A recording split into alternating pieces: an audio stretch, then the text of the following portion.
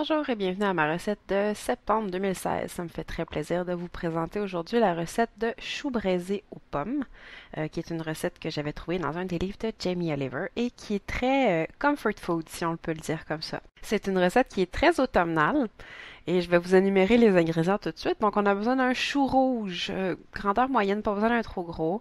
On a besoin de 2 belles pommes et d'un oignon. On va aussi avoir besoin d'une cuillère à soupe de graines de fenouil. Je n'avais plus de fenouil en graines, donc j'ai pris un bulbe de fenouil. Ce que je peux vous dire comme résultat, c'est que ça fait une saveur de fenouil plus doux en fait, mais c'est quelque chose qui se marie vraiment très bien avec les autres ingrédients. On a aussi besoin de 150 ml de vinaigre balsamique et d'huile végétale pour faire la cuisson. Je préfère l'huile d'olive.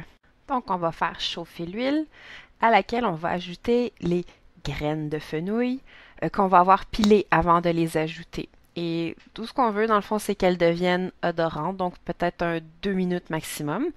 Ensuite de ça, on va ajouter l'oignon qu'on va laisser fondre un peu. Et une fois que c'est fait, on va ajouter le reste des ingrédients. Donc on ajoute les pommes, on va saler poivrer, on va ajouter le chou et on va ajouter le vinaigre balsamique. Alors, maintenant qu'on a tout assemblé, on est rendu à la partie où est-ce qu'on laisse cuire. C'était facile, n'est-ce pas? Jusqu'à maintenant, on n'a pratiquement rien fait. Ce qui est long, c'est juste attendre que ça cuise. Donc, une fois que le vinaigre balsamique a été mis, on va mettre le couvert et on va laisser cuire à feu moyen doux, même doux, là, dépendamment de votre cuisinière. Donc, on va laisser cuire comme ça. On peut laisser cuire un bon 20 minutes avant de revenir brasser une première fois.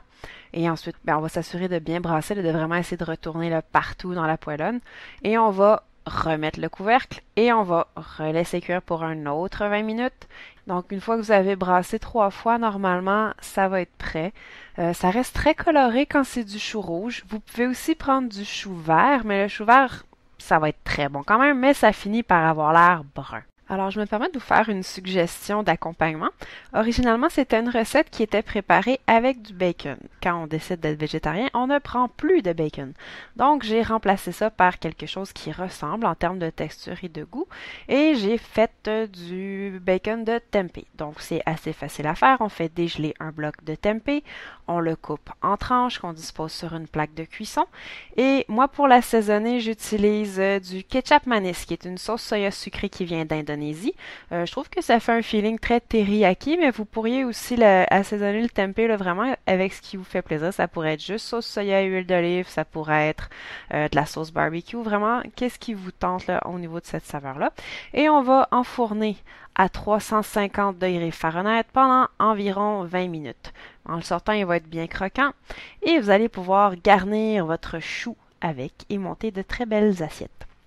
Donc, je vous souhaite un bon appétit et à la prochaine fois. N'oubliez pas de vérifier mon site web pour les détails sur les ingrédients.